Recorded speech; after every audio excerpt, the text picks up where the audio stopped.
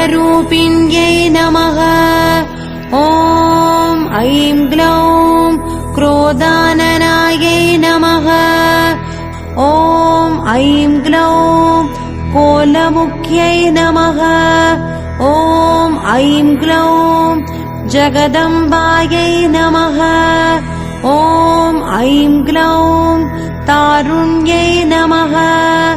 ॐ ऐं ग्लौं विश्वेश्वर्यै नमः।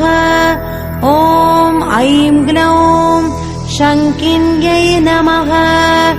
ॐ ऐं ग्लौं चक्रिण्यै नमः।